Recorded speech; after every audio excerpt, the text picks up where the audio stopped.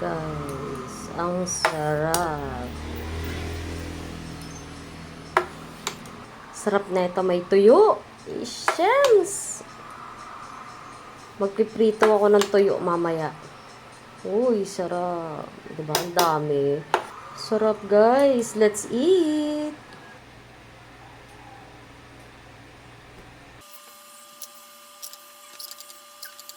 $25 cups ng water. Etong cups na to na pansain. 1 cup ng malagkit. 1.5 cup ng regular rice. Gasan. Itabi ang hugasan ng bigas. Maganda yan. Ipandilig sa halaman. Lagay nyo lang yan dito. Bago kumulo yung tubig, lagyan ng 2 pinch of salt para lumasa siya sa rice. Then, mekos-mekos mo lang yan. Takpan. Huwag kakalimutang halu-haluin para hindi dumikit yung bigas sa ilalim. Balik-balikan niya ng halo para hindi dumikit. Gumawa ulit ako kasi nagustuhan ng mga bata kahapon.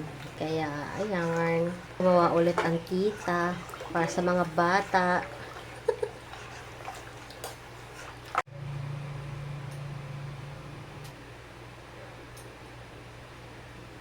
Kapag luto na ang bigas, nakita nyo luto na ang bigas, pwede nyo nang ilagay ang kokwa. 1 cup of Dutch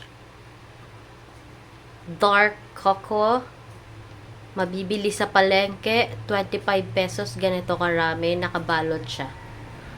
Lagay mo na yan. Ilagay ko na siya diretso kasi kahapon, inunaw ko siya sa tubig. Nang hinayang ako sa natirang kokwa, mangkok. Next is 3 cups of sugar.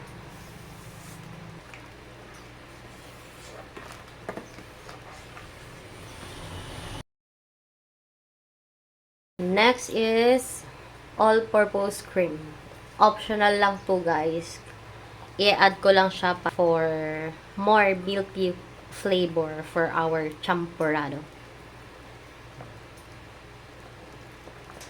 Then, mekos-mekos mo lang ulit yan.